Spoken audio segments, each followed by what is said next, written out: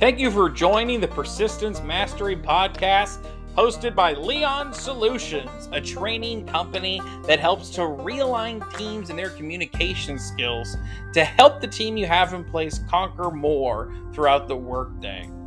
This will be hosted by me, Paul Leon, and thank you for listening to the Persistence Mastery Podcast.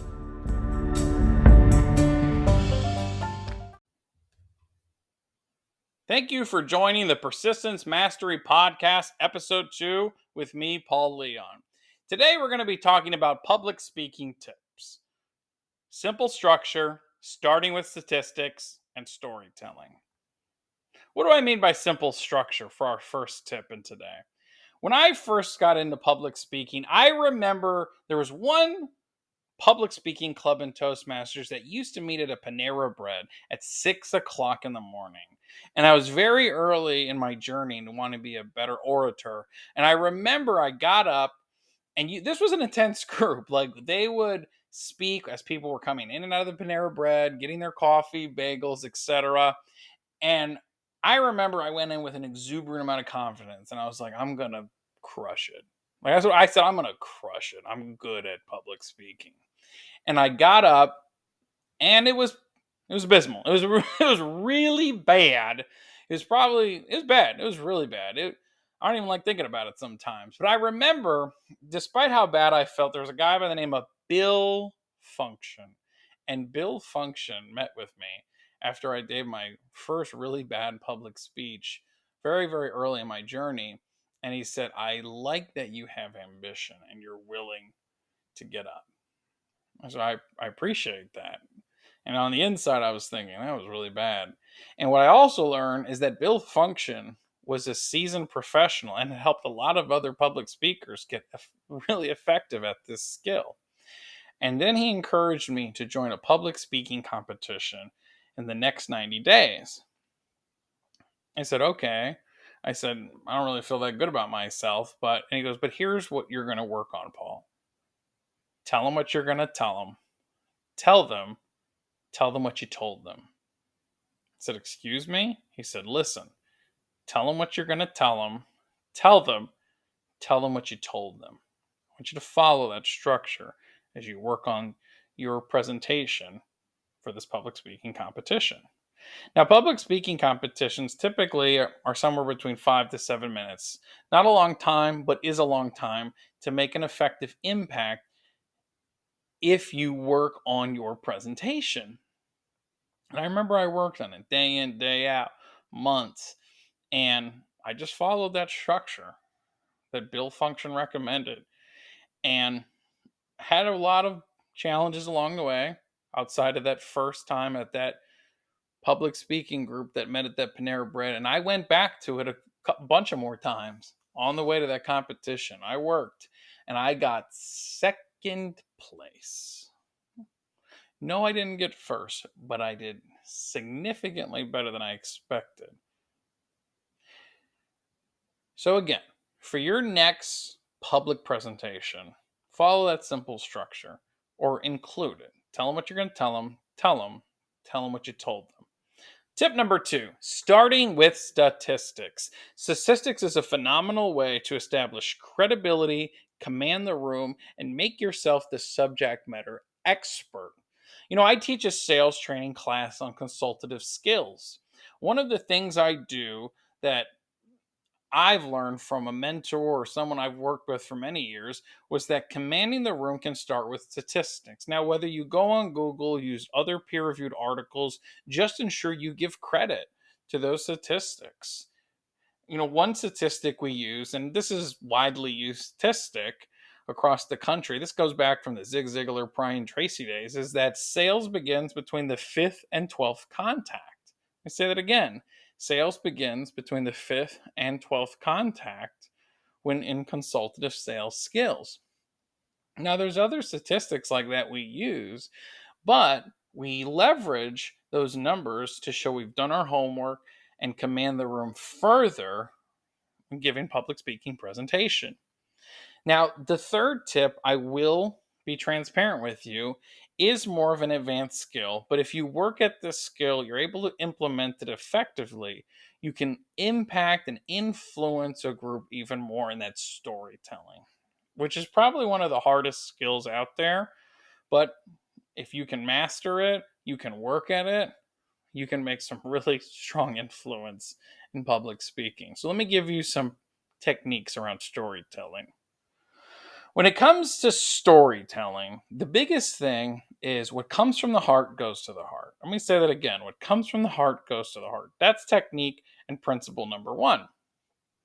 15 years ago, I saw a man by the name of Ed Hearn. Ed Hearn was a pastor and a lawyer. So he had a lot of public speaking in both his careers.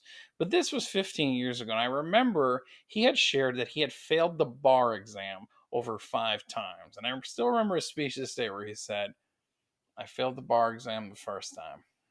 Second time, failed it again. Third, the fourth, the fifth.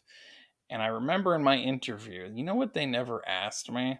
How many times did you take the bar exam? And he said, failure is an event, not a person. He said, failure is an event, not a person.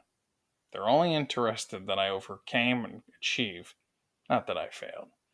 That moment and that story 15 years ago still stays with me to this day. So what comes from the heart goes to the heart. The other thing around storytelling is that individuality will be more impactful. I'll give you an example. If I said to you, 40,000 people in Africa struggle to get resources to their villages, that's a pretty big number. 40,000 people in Africa struggle to get resources to their village. Now, I don't know if that number is true or not. I'm just giving you this as an example in this podcast episode. Now, if I said to you, there's a village in Africa where there's a kid by the name of David. They don't have running water. They don't have electricity. In fact, David on a daily basis will have to walk with his mother to a nearby creek just to carry water back to the village so they have something to drink and something to give back to their neighbors in this village. David is day in, day out, and struggles with this at 8 years old. And many people do that. And the more we can help them get those resources, the more we can give them a stronger life of living. Which of those two examples resonate with you more? 40,000 people struggling to get resources to their village, or that individual story of David? So again, now here's a stronger tip. And this one takes time as you practice it more.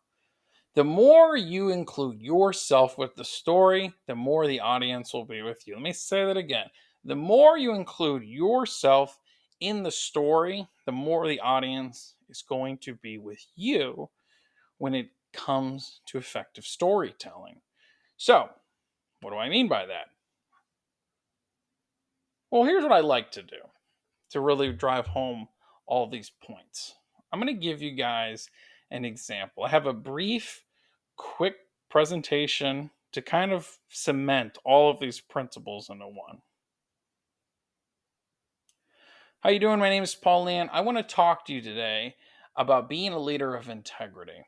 In 2016, one of the things that the Harvard Business Review revealed, an article about why employees quit, is that turnover was at an all-time high, about 15 to 20% due to managerial miscommunication.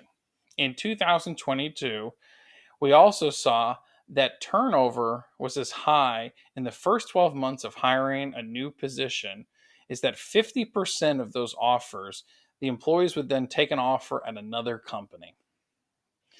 2016, 2022, the same message in both articles was due to miscommunication conflict with who they were reporting to, and felt that the leader that they had was not a leader of integrity. I have a good friend, Steve. Steve and I have been in sales for a long time. We both had a lot of similar struggles in the beginning: how to do an effective phone call, how to ask for the sale. I think a lot of people who are new to sales are afraid to ask for the sale, like myself and Steve struggled with, because of the fact that we kind of cared about too much what people thought about us. One of the things we learned and had to overcome in our journey as sales professionals, Steve and I, was that when you actually work from a process, not from personal feelings, you can actually be more effective in a sales career. And we were getting dinner together, and Steve likes steak. I like salad because I'm trying to watch my figure. And I was eating my salad with no ranch dressing because it's very caloric, croutons on the side. And he had shared me. He said, "I'm leaving my company. I'm taking an offer at another place." I said, "Oh, really?" I said, "Oh, is everything all right? What happened to you, Steve?" And he said, "Well, what happened was my recent manager told me that I was going to get a bonus if I achieved 10% over my commission. And I did that." I said, "I'm confused." And he said, "He didn't pay." I said, "Was it just a one time thing? Like, are they at least trying to correct it?" He said, "Well, it was over 3 months ago." And I actually went to him and I said, "Listen, I ran the numbers on my paycheck and I've not seen this bonus. Can you help me make sure I did the math right?" And his manager said, "You're right. The numbers are wrong. And let me see what I can do about it." I brought it up the next month, hit my quota again, Paul, and manager dismissed. He says, "Look, Steve, stop bugging me with this. I already told you I'm working on it, but it's already been over a month." So it went on for another month. And when I brought it up again, he said, "Look, just blame the company. I already put a request in. Just do your job." So he tells us, "Just do your job. We'll figure it out when we figure it out." And it was dismissive to me. And it upset me, Paul, because I felt I did my part and my manager was not matching my efforts. And he says, "I'm really not leaving the company. I love the company. I'm leaving my manager." Most people don't leave great companies. They leave bad managers and managers who can't communicate effectively, he said to me. The numbers, the statistics, and Steve's story should resonate with you. That if you're a leader and you have people who work with you, report to you, whether it's nonprofit, profit, regardless, being a leader of integrity and having moral integrity is more critical than it's ever been. So here's my call to action and how you can be a stronger leader of integrity.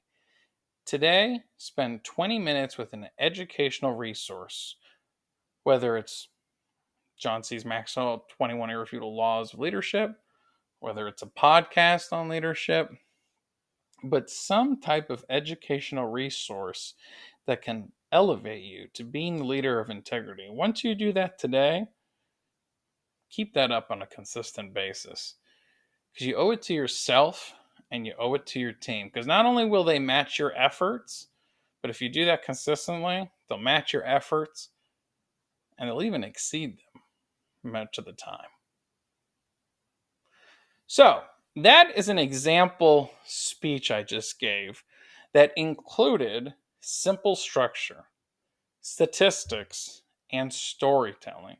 And you'll notice that technically that's Steve's story.